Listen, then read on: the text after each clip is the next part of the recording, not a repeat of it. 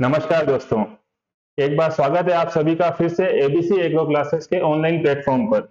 जैसा कि आपको पता है कि हम हर सप्ताह या हर सप्ताह जो भी एग्जाम होता है उसके बारे में आपको अपडेट देते रहते हैं। उसी सीक्वेंस में आज हम आपके सामने प्रेजेंट हैं एक इंपॉर्टेंट टॉपिक लेकर, जो आप स्क्रीन पर देख पा रहे हैं, केंचुआ।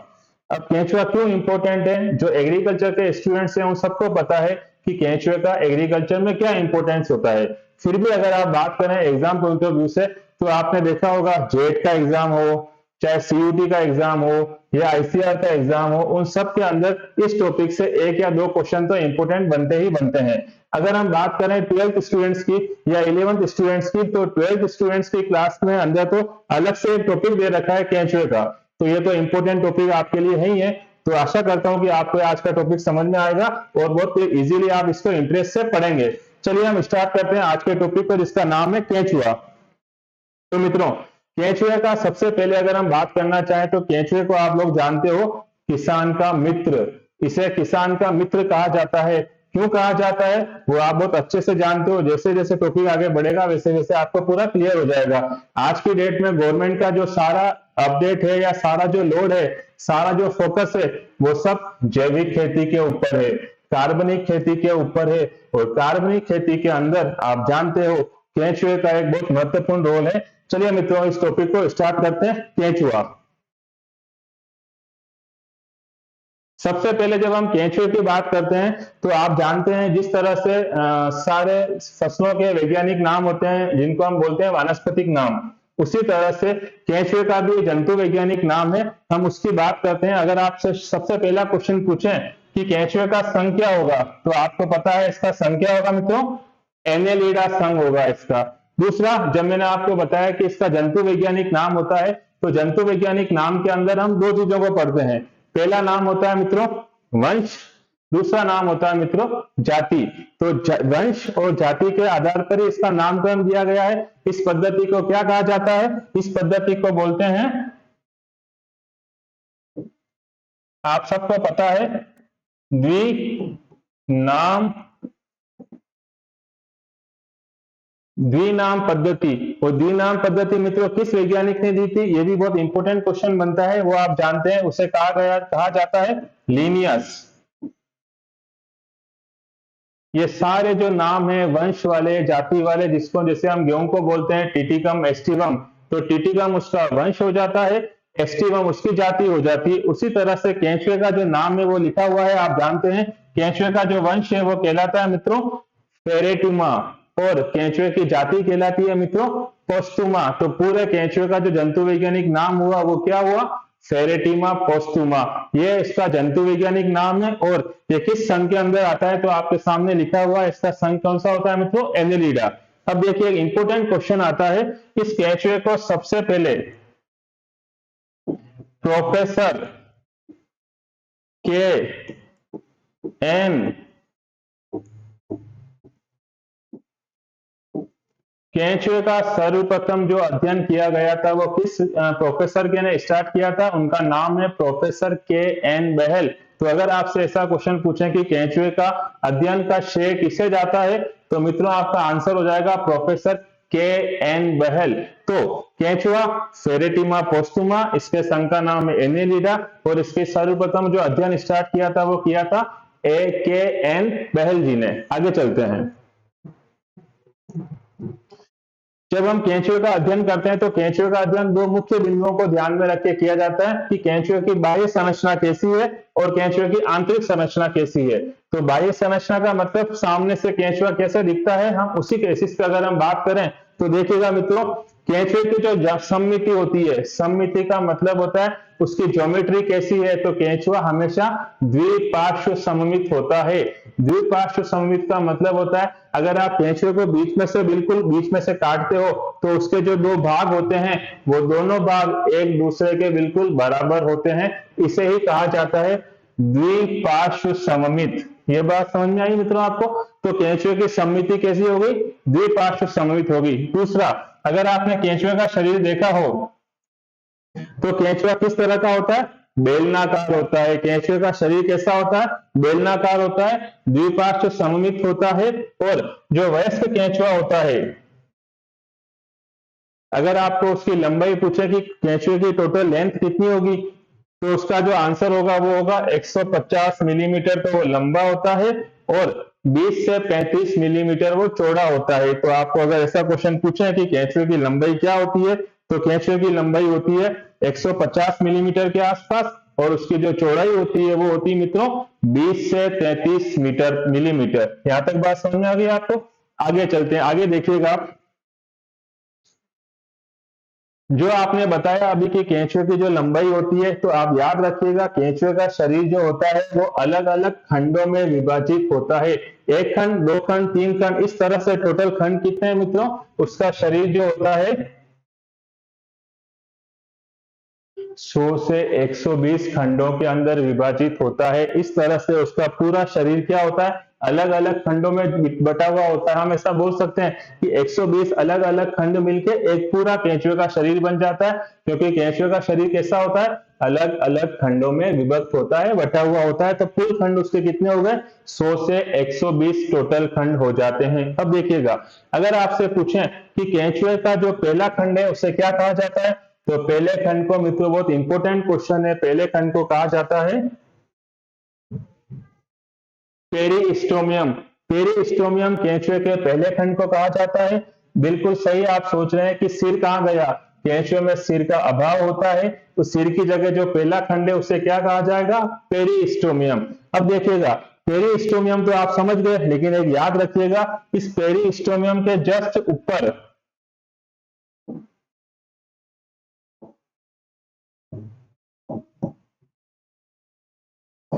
एक अर्ध चंद्राकार भाग होता है जो इस तरह से झुका हुआ होता है। उस झुके हुए भाग को कहा जाता है प्रोस्टोमियम। ये आप इंपॉर्टेंट चीज याद रखिएगा, प्रोस्टोमियम। तो देखिए, अगर आपसे पूछें जो मुंह का शरीर का जो पहला खंड है उसे आप क्या बोलोगे? पेरिस्टोमियम। लेकिन उस पेरिस्टोमियम के ऊपर इस तरह से एक उभरा हुआ, इस तरह से नीचे झुका हुआ भाग होता है जो अर्ध चंद्राकार होता है, उसे नाम दिया गया प्रोस्टोमियम। प्रो क्यों बोला गया? क्योंकि वो पहले उपस्थित है। तो जो मुंह है उसके जस्ट आगे एक हल्का सा नीचे झुका हुआ भाग होता है जिसे क्या कहा गया? प्रोस्टोमियम। तो आप याद रखिएगा, प्रोस्टोमियम अर्धचंद्राकार भाग होता है जो पेरिस्टोमियम के पहले उपस्थित होता है। अब प्रोस्टोमियम का कार्य क्या है?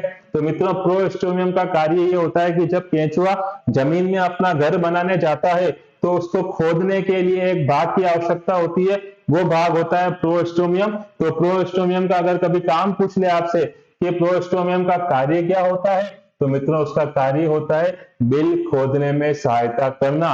जो कहां होता है? पेरिस्टोमियम, यानी मुंह के जो प्रथम खंड है उसके जस्ट आगे उपस्थित होता है। चलिए आगे चलते हैं।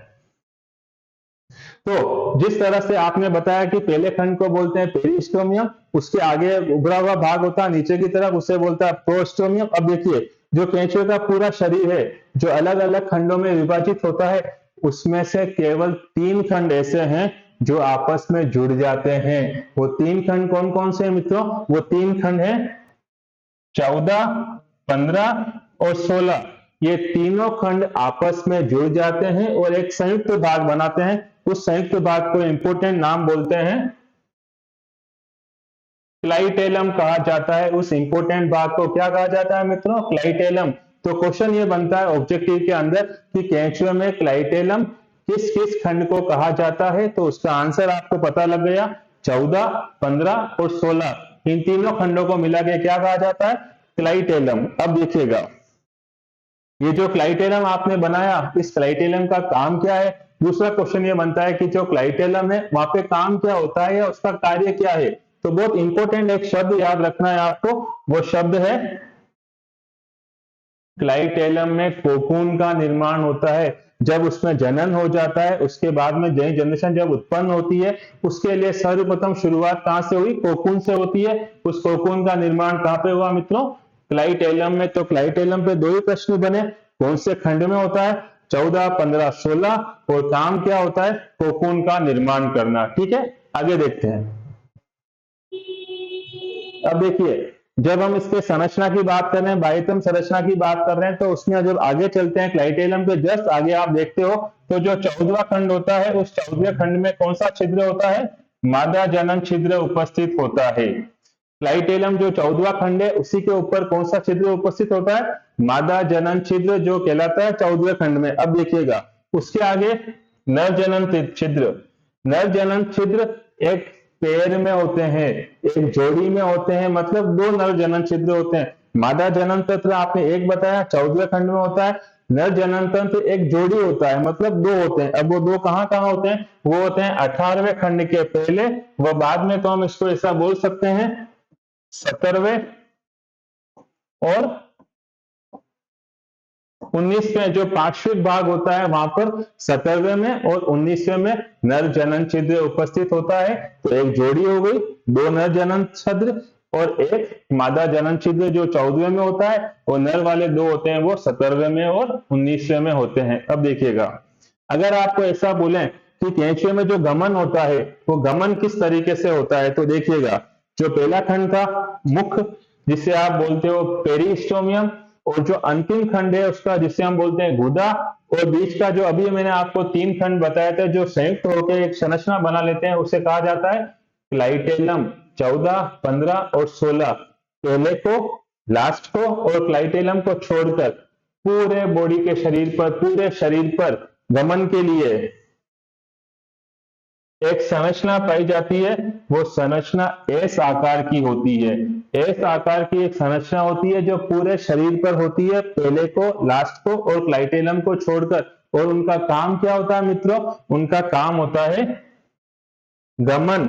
और इसीलिए इसका अगर आपसे पूछे कि केंचुए में गमन के सहायक अंग कौन से हैं, उसका आकार होता है एस और उसका जो नाम होता है वो नाम होता है, उसे सीटे कहा जाता है, सीटी कहा जाता है, या एसीटीए आपके सामने लिखा हुआ सीटे।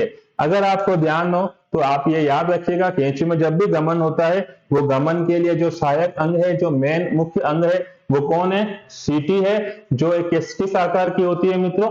एस आकार की होती है। आपको ये चीज पता होनी चाहिए। तो गमन का मुख्य कार्य कौन करता है? सीटी करती है, जो पूरे बॉडी में होती है सिवाय पहले को, लास्ट को और क्लाइटेलम को छोड़ के। यहां तक बात समझ में आई मित्रों आपको? आगे चलते हैं।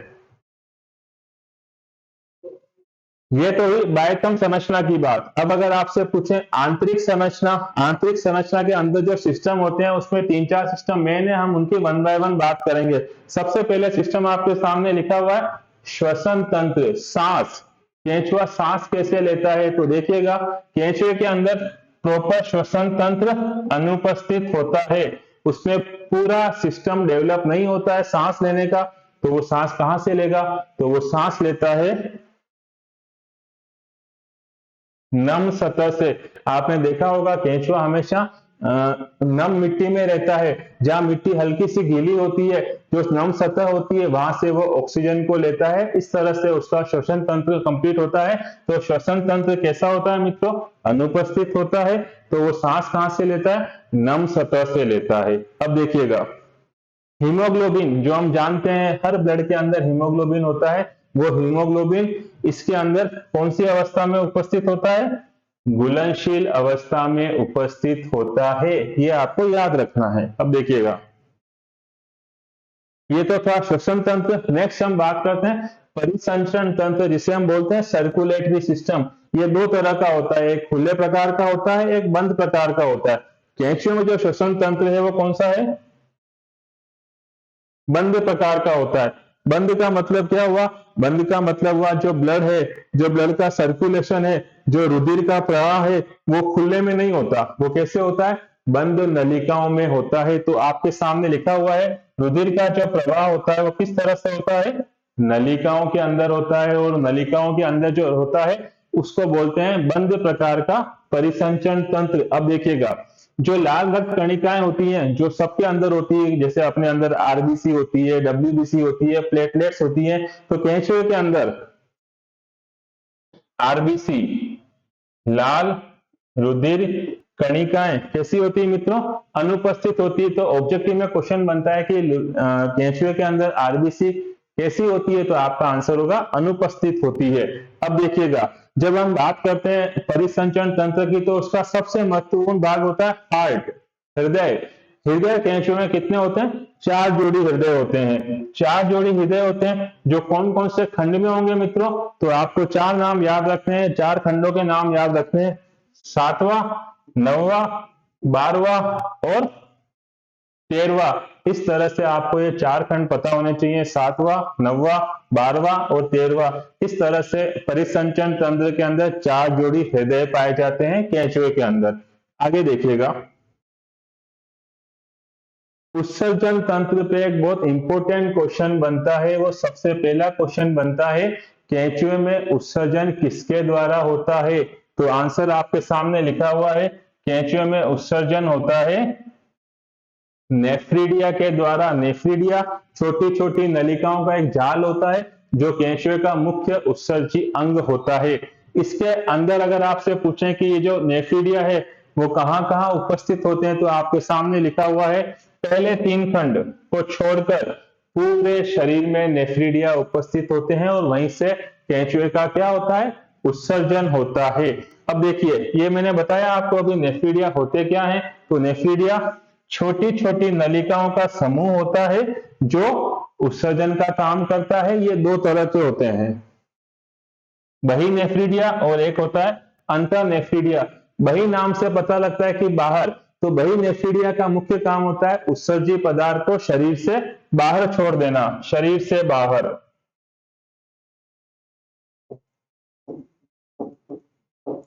और अंतरनेफ्रीडिया जो होते हैं वो उत्सर्जी पदार्थ को आंत के अंदर छोड़ देते हैं, अंदर ही बॉडी के अंदर, आंत के अंदर। तो आप ये 2 चीज याद रखिएगा कि उत्सर्जी तंत्र जो होता है उसके अंदर नेफ्रीडिया जो होते हैं वो 2 तरह के होते हैं, बहिनेफ्रीडिया और अंतरनेफ्रीडिया।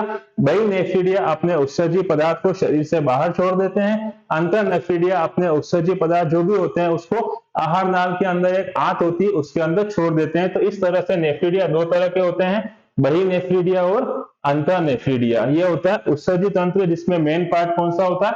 नेफ्रीडिया। तंत्रिका तंत्र, नर्वस सिस्टम, श्वसन तंत्र आपने देख लिया, उत्सर्जी तंत्र आपने देख लिया। तीसरा तंत्र है तंत्रिका तंत्र। वो किस प्रकार का होता है मित्रों? विकसित प्रकार का तंत्रिका तंत्र उपस्थित होता है, मतलब पूरा संरचना प्रेजेंट होती है उसके अंदर, जिसके अंदर 3 भाग होते हैं, केंद्रीय, परिधीय और तीसरा भाग होता है उसे बोलते हैं अनुकंपी। ये आप याद रखिएगा, केंद्रीय तंत्रिका तंत्र भी होता है, परिधीय तंत्रिका तंत्र भी होता है और अनुकंपी तंत्रिका तंत्र, तीनों ही तंत्र इसमें उपस्थित होते हैं। अब देखिएगा, केंद्रीय तंत्रिका तंत्र के भाग पूछे तो कौन कौन से हैं? अग्र तंत्रिका वलय, अधर तंत्रिका रज्जु, ये किसके भाग हैं? तो आपका आंसर हो जाएगा केंद्रीय तंत्रिका तंत्र के। दूसरा क्वेश्चन, परिधीय तंत्रिका तंत्र में कौन आता है? तो उसका देखिएगा, संवेदी आते हैं और प्रेरक तंतु आते हैं, ये दोनों इसके अंदर उपस्थित होते हैं। तीसरा देखिएगा अनुकंपी, इसके अंदर जालिका के रूप में एक पूरा तंत्र होता है जो पूरे सिस्टम में फैला हुआ होता है, जिसे कहा जाता है अनुकंपी तंत्रिका तंत्र। तो इस तरह से आपको याद रखना है, केंचुए का तंत्रिका तंत्र विकसित प्रकार का होता है, उसमें तीनों संरचनाएं पाई जाती है। कौन कौन सी? केंद्रीय, परिधीय और अनुकंपी, ये तीनों संरचनाएं इसमें पाई जाती है मित्रों। आगे देखिएगा, जनन तंत्र की जब हम बात करते हैं, केंचुए में जनन किस तरह का होता है, तो देखिएगा इंपोर्टेंट चीजें हैं। केंचुआ जो होता है वो द्विलिंगी होता है, ठीक है।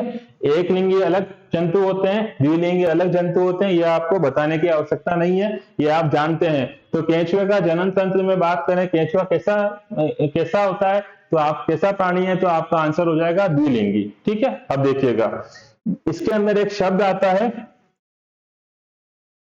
पुंपूर्वरता। पुंपूर्वरता का मतलब होता है, देखिएगा, नर जनन तंत्र का पहले विकसित हो जाना। नर जनन तंत्र जो होता है मादा जनन तंत्र से पहले विकसित हो जाता है, इस अवस्था को बोलते हैं प्रोटेंडरी, जिसे आप हिंदी में बोलते हैं पुंपूर्वरता कंडीशन। तो आपको 2 क्वेश्चन याद रखने हो गए अभी तक की। जनन तंत्र में केंचुआ किस तरह का जंतु है? द्विलिंगी प्राणी है। दूसरा, केंचुए में कौन सी अवस्था पाई जाती है? पुंपूर्वरता, जिसका मतलब क्या होता है? नर जनन तंत्र का मादा जनन तंत्र से पहले विकसित हो जाना, इस अवस्था को बोलते हैं पुंपूर्वता, जो केंचुए में पाई जाती है। अब देखिएगा, जो केंचुए का नर जनन तंत्र है उसके भाग कौन कौन से होते हैं वो भाग देख लेते हैं। एक उसमें वृषण होता है, वृषण कोश होते हैं, उसमें शुक्राशय होता है, उसके अलावा उसमें प्रोस्टेट ग्रंथि होती है और उसके साथ में एक सहायक ग्रंथियां होती हैं। तो अगर आपसे पूछे नर जनन तंत्र के भाग बताइए तो ये रहे सारे भाग, उसमें क्या लिखना होगा, वृषण, वृषण कोश, शुक्राशय, प्रोस्टेट और सहायक ग्रंथियां। ठीक है, आगे देखिएगा, मादा जनन तंत्र जो 14वें खंड में उपस्थित होता है, उसके कौन कौन से भाग होते हैं उसका देखिएगा, अंडाशय, अंडकीप, अंडवाहिनियां और शुक्र गहिका। तो अगर ऑब्जेक्टिव क्वेश्चन ऐसा भी पूछ ले आपसे कि शुक्र गहिका किसका भाग है, तो आपका आंसर होगा मादा जनन तंत्र का भाग है। नर जनन तंत्र के भाग आपको मैंने बता दिए, जिसमें मुख्य प्रोस्टेट ग्रंथि भी होती है और नर जनन तंत्र में केंचुए में पुंपूर्वता कंडीशन पाई जाती है और केंचुआ द्विलिंगी जंतु होता है। ठीक है मित्रों, आगे देखिएगा, निषेचन जो होता है केंचुए में बाह्य प्रकार का होता है। बाह्य प्रकार का मतलब आंतरिक नहीं होता, शरीर के बाहर निषेचन होता है। वो केंचुआ की जो मैथुन क्रिया होती है, वो मैथुन क्रिया मित्रों जमीन के अंदर होती है, जमीन के अंदर ही उसका मैथुन होता है। उसी निषेचन को, इसलिए हम बोलते हैं निषेचन को, निषेचन किस प्रकार का होता है, बाह्य प्रकार का निषेचन पाया जाता है। अब देखिए, डाइजेशन सिस्टम, आहार नाल, केंचुए का जो आहार नाल होता है उसकी अगर हम बात करें तो केंचुए का जो पाचन तंत्र है वो शरीर की पूरी लंबाई में फैला हुआ होता है, शरीर की पूरी लंबाई में फैला हुआ होता है। और स्टार्ट कहां से होगा मित्रों, मुख से। ठीक है, तो देखिएगा, ये जो मुख होता है वो आपको पहले भी बताया था, मुख कौन से खंड में होता है, प्रथम खंड में होता है, जिसे नाम क्या दिया गया, पेरिस्टोमियम। ठीक है, उसके आगे मुख गुहा, मुख गुहा जो होती है वो पहले से तीसरे खंड तक उपस्थित होती है। तो आप याद रखिएगा, मुख गुहा कहां से होती है, कहां तक होती है, प्रथम से तीसरे खंड तक जो संरचना होती है आहार नाल की, उसे कहा जाता है मुख गुहा। फिर देखना, ग्रसनी, ये ग्रसनी केंचुए के शरीर के चौथे खंड में उपस्थित होती है, जिसे फेरिंग्स बोल सकते हो आप, लेकिन आप रहने दीजिए, आप तो ग्रसनी बोलिएगा। ग्रसनी चौथे खंड में उपस्थित होती है। उसके आगे आता है इंपॉर्टेंट पार्ट है पेशनी, पेशनी को बोलते हैं गिजार्ड, या याद रखिएगा गिजार्ड, गिजार्ड, पेशनी को क्या बोलते हैं, गिजार्ड भी बोलते हैं। और गिजार्ड का बहुत इंपॉर्टेंट काम होता है, वो लिखा हुआ है, ये तो अंडाकार में होता है और ये कौन से खंड में होता है, 8वें और 9वें खंड में होता है। और इसका काम याद रखिएगा, इसका काम होता है बहुत सिंपल सा, भोजन को, गिजार्ड का मुख्य काम होता है भोजन को पीसना। जो भी खाना उसके अंदर गया, उस खाने को पीसने का जो काम होता है वो कौन करता है, तो आपको याद होना चाहिए, उसका नाम है पेशनी, जिसे आप क्या कहते हो मित्रों, गिजार्ड। यहां से क्वेश्चन बनता है कि गिजार्ड कौन से खंड में होता है, 8वें और 9वें खंड में होता है। उसका आकार कैसा होता है, वो अंडाकार होता है और इसका मुख्य कार्य क्या होता है, भोजन को पीसने का काम होता है। अब देखिएगा, नेक्स्ट है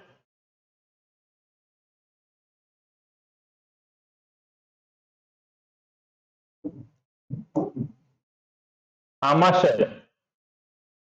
आमाशय कौन कौन से खंड में होता है, तो लिखा हुआ है आमाशय होता है 9 से 14वें खंड में। आप याद रखिएगा आमाशय किस खंड में उपस्थित होता है, तो उसका आंसर है 9 से 14वें खंड में। उसके आगे दे रखा है इंटेस्टाइन, इंटेस्टाइन कहां से कहां तक होती है मित्रों, 15वें खंड से कहां तक होती है, अंतिम खंड तक होती है। 15वें खंड से लेकर अंतिम खंड तक आहार नाल आंत उपस्थित होती है। और लास्ट जो पदार्थ जो अपचित होता है, जो खाना पचता नहीं है, जो अपचित होता है, जिसे बाहर निकाला जाता है, उस भाग को कहा जाता है गुदा। और गुदा से अपशिष्ट पदार्थ निकलते हैं, उसे कहा जाता है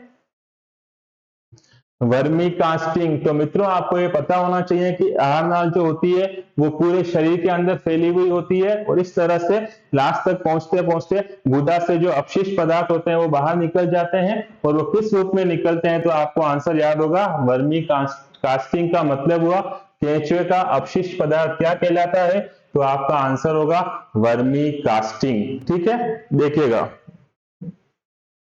अब हमने जो ये सारी केंचुए की संरचना पढ़ी, केंचुए के सारे बारे में सारी स्टडी करी, तो केंचुए का कुछ महत्व तो होगा। जो मैंने वीडियो के स्टार्टिंग में भी बताया था आपको, सेम वो क्वेश्चन बनता है कि केंचुए का एग्रीकल्चर में क्या महत्व है, कृषि में क्या महत्व है।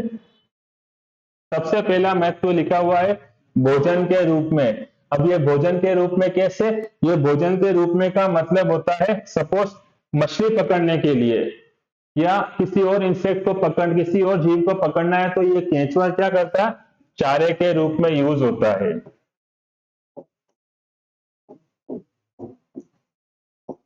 मछली पकड़ने के लिए लोग इसका ऐसे चारा यूज करते हैं, इसको उसके दांते के अंदर लगाया जाता है, पानी में डालते हैं, मछलियां उसको पकड़ खाने के हिसाब से आती है और फंदे में फंस जाती हैं। तो पहला काम तो इसका हुआ, ये फंसा चारे के रूप में काम आता है, पक्षियों के भोजन के रूप में।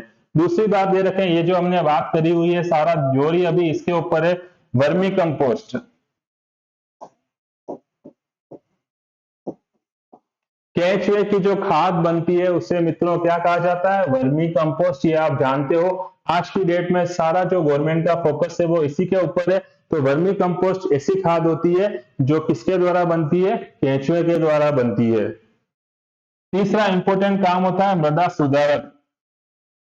मृदा सुधारक कैसे, जब केंचुआ भूमि के अंदर बिल बनाता है तो वो उसके अंदर प्रवेश करता है, तो उससे क्या होता है मित्रों, वायु का संचार बहुत इजीली हो जाता है। और जब वायु का संचार अच्छा होता है तो भूमि का सुधार हो जाता है। तो इस कारण से भी केंचुआ बहुत इंपॉर्टेंट रोल प्ले करता है कृषि के अंदर। तो तीन इंपॉर्टेंट काम हुए चारे के रूप में, दूसरा आप बताए जानते हो बहुत इंपॉर्टेंट बात है जैविक खाद के रूप में, और तीसरा इंपॉर्टेंट काम है इसका मृदा सुधारक के रूप में। तो इस तरह से केंचुए का एग्रीकल्चर में इंपॉर्टेंस पता लगता है। तो मित्रों इस तरह से हमने केंचुए का मुख्य मुख्य सारे बिंदुओं को कवर करते हुए आज कवर करने की ट्राई करी है, और आशा करता हूं कि आपको आज का वीडियो वो पसंद आया होगा और आपके सारे डाउट क्लियर हुए होंगे। फिर भी आपका कोई डाउट है तो आप कमेंट करके बता सकते हैं।